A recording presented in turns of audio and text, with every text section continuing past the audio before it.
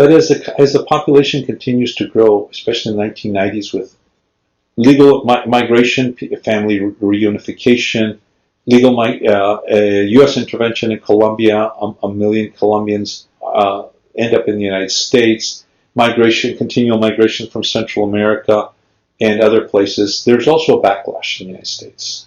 Here in California, in 1984, Proposition 187 made it illegal to provide social support to any non-citizen, including legal immigrants. And so that was an anti-Latino backlash.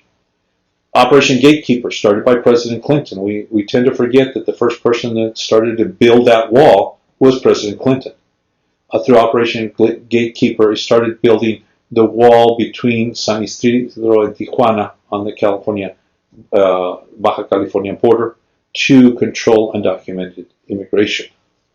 And so in the midst of all of this, organizations started developing, many here in Southern California, I already mentioned Carecen, Chirla, CLU, that are creating structures to support migrants and the undocumented in particular. But the attitudes as the Latino population grows continue to become more negative. That racial ethnic tension, of which we've already referred to, becomes more pronounced. And you're going to see in the early 2000s Yale professor Samuel Huntington writing the book, Who Are We?, where he says that the biggest threat to American unity is La Latino population. Why? Because we won't assimilate fast enough. And what's the problem for him? We won't forget Spanish. We're learning English, but we refuse to forget Spanish. So we are defining ourselves as different.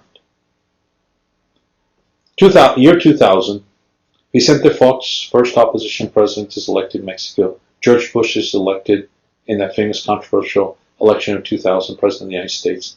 And they hit it off beautifully. And as they meet together several times, one of the issues they're talking about is immigration, creating a law that will make it easier for Mexican workers to come to the United States, enter and return legally in order, and have a new kind of relationship.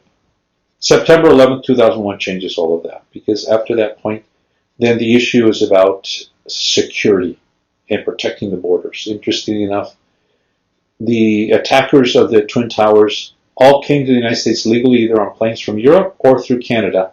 Yet the first border that's closed is the border with Mexico.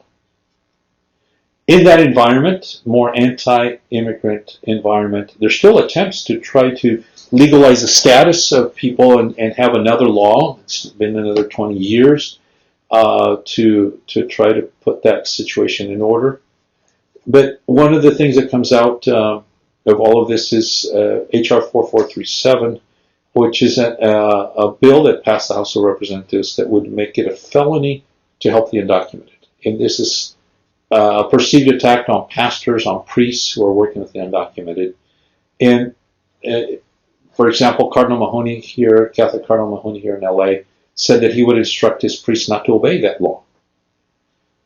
2006, May 1, the day without an immigrant May Day March. Millions of people went out on the streets to march, of the undocumented themselves and immigrants. Here in LA, a massive march. And marches continued as there seemed to be hope that there might be a new immigration law. Christians, clergy in general, played important roles in these marches, encouraging people, walking with them, in a sense sometimes serving as protection of people so that they'd feel safe being a part of these.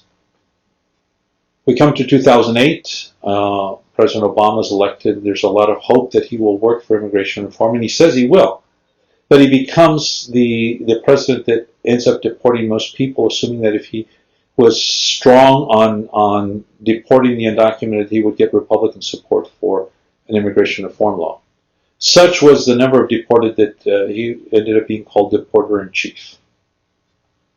The environment continues to become polarized. 2010, Bill 1070 in Arizona, which again tries to control and make it very difficult for migrants to live in Arizona, is passed. And so that environment becomes more polarized.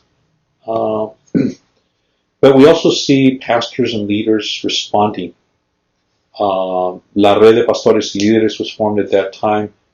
When you see Protestants and Catholics marching together, leaders especially, and not just historical Protestants, but Pentecostals and evangelicals, you see that something has changed, that now there's an attitude.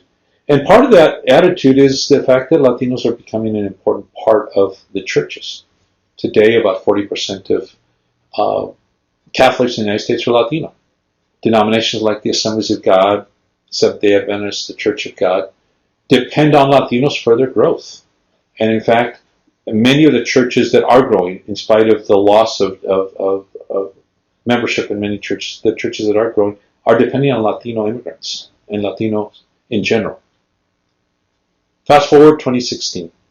President Donald Trump runs on an anti-immigrant Build That Wall campaign.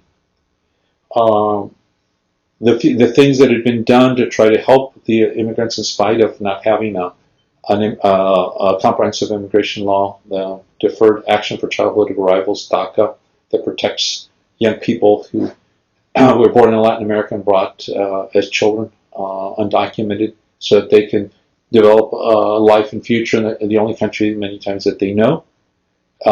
Temporary protected status, TPS, these kinds of these executive actions that have been taken to try to support and help the undocumented are all threatened as the Trump administration takes a very hard line against the immigrants, especially even those who try to enter asking refugee status at the U.S. border.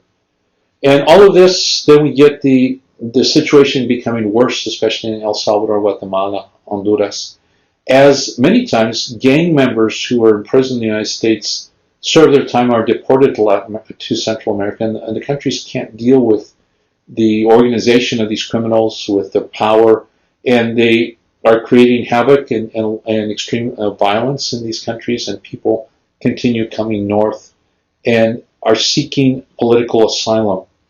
And in the midst of all of that, the crises that we have today, and the name of this certificate, how do we deal with this crisis where you have a new generation now? In fact, there's fewer Mexicans coming to the United States than are leaving back to Mexico, but it's Central Americans who are fleeing this violence, who are trying to find a way forward.